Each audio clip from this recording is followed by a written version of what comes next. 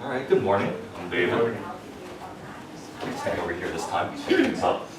So, this is the teacher research presentation on classroom culture, classroom management, which is a short title. But I trust you'll find it interesting. That's not my job. So, just for some context for where my place was, I was at Framingham High School, which is about 20 minutes west of here, in this room. It's a fairly large school, 2,100 students, about 20% of students receive free or reduced price lunch, 11% are English language learners, and 14.9% are students with disabilities. And the class that I'm going to focus on for this research is one class in particular of 19 students, which is my larger class, teaching them ACP chemistry, that's Advanced College Placement, which is, despite the name, the sort of mainstream chemistry course.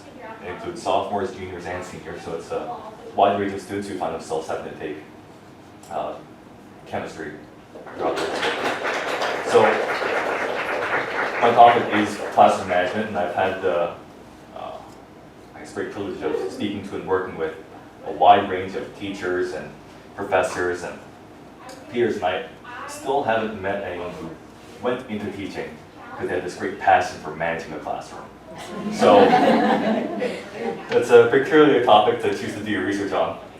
So I have a video for why I ended up choosing this as my teacher research topic. So here's me up at the front. I think I'm wearing the same shirt.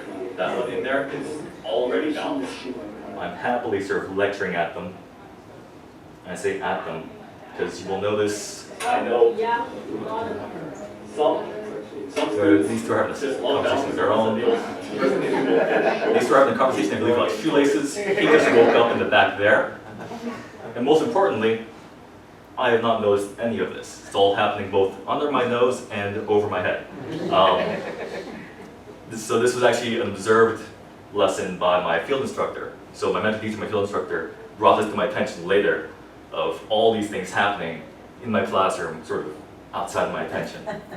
So I decided this would be something good to focus on as part of my research and other sort of projects and methods of professor development that the incoming METs will have the pleasure of doing in the coming year. So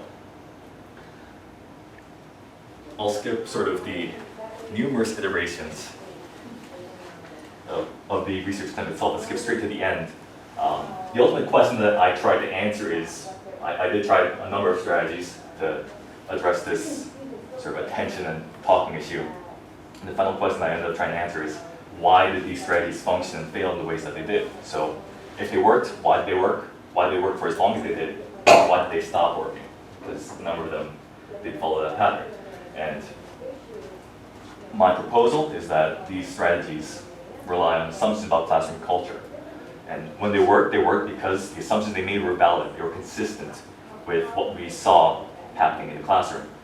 And when they failed, they made assumptions that were invalid. So I'll get into a little more detail about what that means.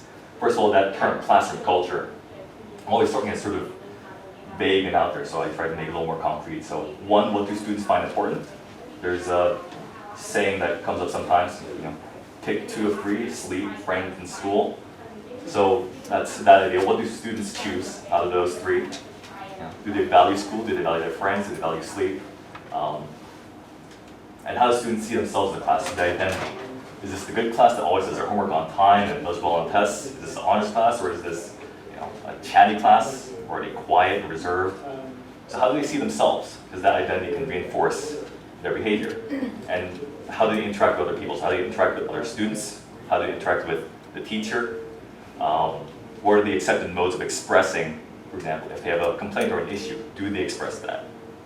How do they express that? Or if they appreciate something, is it accepted to express that, and how do they express those feelings? So all this falls under how I'm going to define classroom culture for the purpose of this research. So what do we know? What did I observe? What did my field instructor feedback to me throughout the year? So what did we observe about this classroom's culture? Well, as you saw, they often have side conversations when I'm instructing, as well as when peers share with the class. And this one was interesting. Group work actually seems to reduce misbehavior. They stay more on task when they're working with each other rather than when we're engaging in full class instruction. As I'm doing that. So one interpretation, and this is subjective, right? One interpretation is that we observe this because they value these social and peer interactions. So out of the three, they value their friends very much, especially over a quiet classroom, so they don't find value in silence. This is kind of an awkward thing to say about myself, but I do have a strong relationship with my students. Get along well, they like me, I like them. So this isn't coming from a place of disrespect, I believe. This is more about their norms. This is how they interact with each other, is talking over each other, is simply how they communicate. So they frequently talk over each other, but this isn't necessarily or inherently disrespectful coming from them. We also had this survey, so we gave them a survey, it's a feedback survey. That would typically happen at the end of the year, this happened in the middle. So most of the answers, so it asks questions like, what happens in this class, how do they feel? Most of the answers give some mixture of responses. They agree, disagree, strongly disagree, some mixture of them. In particular, this one stood out, question 35, our class stays on task and does not waste time. There's a certain trend in the responses. So when we're asking how do they perceive themselves, well, I think you can see they themselves would agree that they're chatty, they're off task, and even in sort of the casual conversations we had throughout the class, you hear that a lot. Where I would say something like, "Guys, you should be focused right now," or "I need your attention." And multiple times one student will quip, "I think it's going to take a while, Mr. Hoon." So we know a little something about how the students see themselves, see their classmates, and see the classroom. So putting it all together, I won't ask you to read through all that, but just so you have an idea of what I did with all the information I have. I have 2 columns, so I tried many strategies, much as Drew did. And 2 columns are more focusing on observation, so what did I try? And that's one column, the intervention, and the effectiveness, what happened, how well did it work?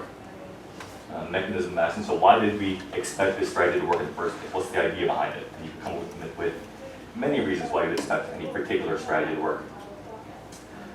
What did it assume about the culture? So that's where I get back to the research question I talked about at the beginning. What does it assume about how students respond? What does it assume about how students think? And what do we know, or what do we suspect about what the actual classroom culture is? And thank you to Dr. Eager for tremendous help in putting all this together and organizing my thoughts. So we'll go through one in particular, this quiet coyote here step by step. So what was this quiet coyote strategy? And really it's more about getting student input, I think. That was at the heart of this. So my initial plan on this particular day, this particular class, was to have a discussion, get some student input. Try to get their ideas on how to solve this talking problem that keeps on happening. I'm sort of working up to it, probably bringing it to attention a little bit more. And there are some strong benefits for this sort of student-centered strategy. It's democratic, it's humanizing, all great values that we'd like to have in our classroom. It's always nice when our students feel like humans. And the trade-offs are standard. It takes time, and students might come up with some unreasonable responses. You should have ice cream every day, and you should never have tests ever. And so you have to be able to respond to that, which will take some more time. And without prompting, a student sort of suggested this quiet coyote hand signal. Without really getting into the discussion, I'm thinking, awesome, I saved a whole bunch of time, it's a perfectly reasonable discussion. We're going with that, let's go with that. So I go with that, and in the short term, it's very effective. I try it, they seem to appreciate that, I've taken the students' input and I'm trying to strategy with them, and they all sound immediately, but in the long term, it becomes less and less effective. The same third of the class that would have been quiet when I told them to was the only part of the class that was responding to this hand signal. And it became part of the culture, it became more of an inside joke. They would make it at each other when they knew it was time to be quiet, but in terms of how effective it was at getting to be quiet, not very useful. So why do we expect this to work? We could come up with a number. I'll focus on that last one, the idea that if students feel ownership over this protocol, if they feel like they have been heard and they have some say in the matter, they'll respect that and be more cooperative. But you might have noticed I didn't really do that. I just took one student's input without discussion, without consideration of the rest of the class, and just rolled with it. So, whatever reasons, so the assumptions that getting their input would lead to buy-in perhaps weren't carried out as much, or in its fullest potential. And I think there was really a missed opportunity there to shape how the classroom saw themselves in terms of what talking meant, what discussion meant, what sort of that high activity could have done. So just to wrap things up, because I think I'm a little over. For the incoming MATs, when you're looking at a student's behavior, among all the other ways that you can think about this, also consider it in terms of the classroom's culture. What does that tell you about their values, about their accepted modes of communication? And you can approach sort of intervention in two ways. How can we choose interventions that are consistent with the culture, that are consistent with their values and their norms, and how can we shape their culture, shape their, how they see themselves, how they communicate and express themselves to be more amenable to a organized classroom, whatever classroom you would like to see. That was my presentation.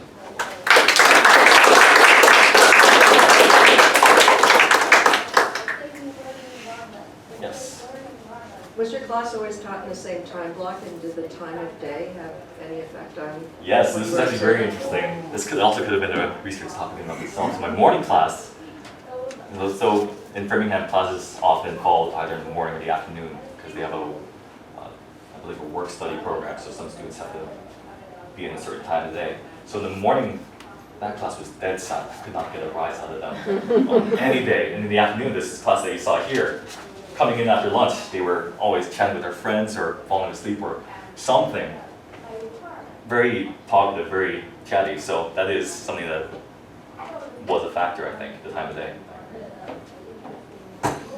Yes? How did you introduce yourself to the class initially so you became part of the culture? So that is a very good question. I think every student teacher sort of finds their own way through this, but I started out. So first of all, they didn't know my first name until May, I think. So that's part of it. One piece of advice was don't be too personal with them. You know, keep a professional distance, which I tried, and who knows if I succeeded or not. But I think when I was starting to introduce myself, I think I was very quiet to start with. I mostly focused on helping them with their work before I went on to build sort of stronger personal relationship. Does that answer your question? Thank you. Yes? I'm just curious, those pie charts you showed where that middle one was very telling that they knew they weren't on task. Yes. That was really great data. Just in curiosity, did you share that data with them? I did not. And I think that's, if I were to do many things over again, that's one thing I would do is, that could be a focal point of a discussion about this issue.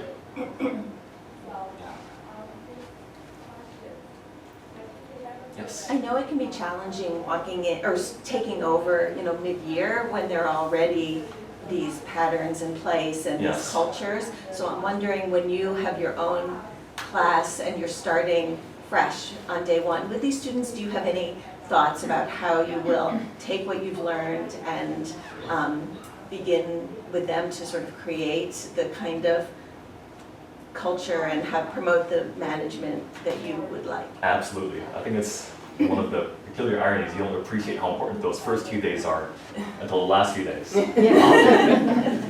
So I think one is to make very clear what your expectations are every single day and be consistent. Don't start accepting it just because it's been happening every day. Address it every day. I think one thing I also didn't do is I've never asked them why, or at least not in a way that wasn't sarcastic. So why do you feel like you have to keep on talking? Why do you feel like you want to talk to your friends right now? Which is kind of an obvious question to ask, but I never really did. So I think I would start doing that early. If I saw a behavior, I would try to have a discussion, ask a genuine question, what's going on here? Yes? Did you ever get any idea as to what relevance they believed the class to have in their life? Like, if they could relate it to anything they actually did in their life or planned to do, even if it just was getting into college or, you know? So for some of them, this was necessary for them to get into college. That was their primary motivation, is they knew they needed to get to college. I think many of them didn't see immediate applications for this in their lives. I tried. I had one student who was very into cars, so during the part where we were going through gas laws, when I taught myself a good deal about combustion engines to try to relate cars to chemistry. Jury's still out on the success of that one. But I think that is part of it. If students feel that this is relevant to their lives, they do pay more attention, which I guess is common sense. But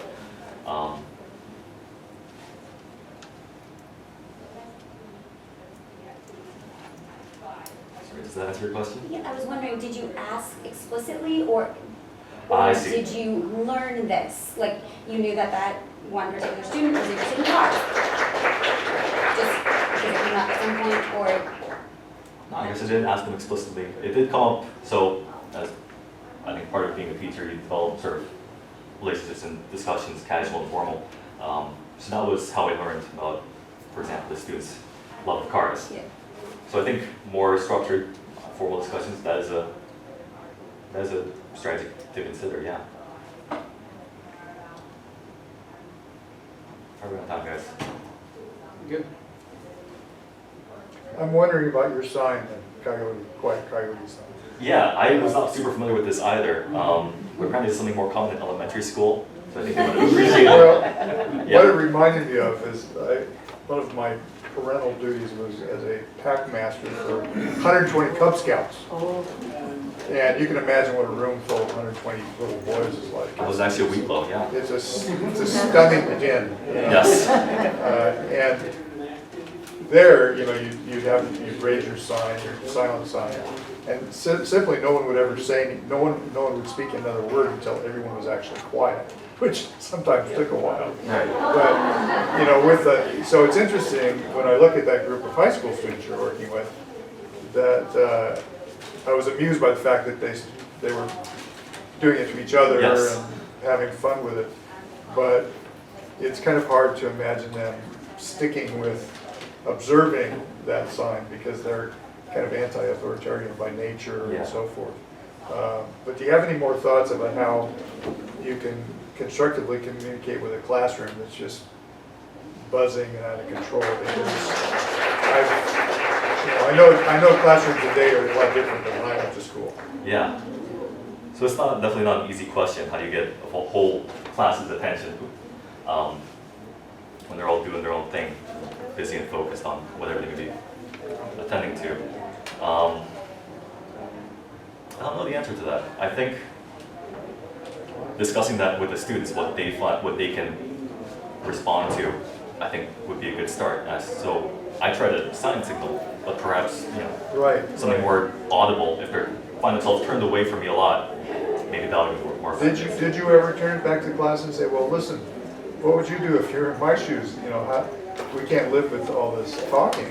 Yeah, that was- As I'm trying to talk about chemistry, for goodness sake, you have to pay attention. It's actually, looking back on it, it seems kind of absurd. How did I never ask them once what they thought would work? 'Cause this is about their behavior. Or what kind of a pact you can make with them. Exactly. What kind of a deal can we make here? Absolutely. To So have some quiet time. for the incoming MATs, so you're taking notes furiously, but yeah, ask them why. And how you make it work. Definitely something I'll do in my future teaching.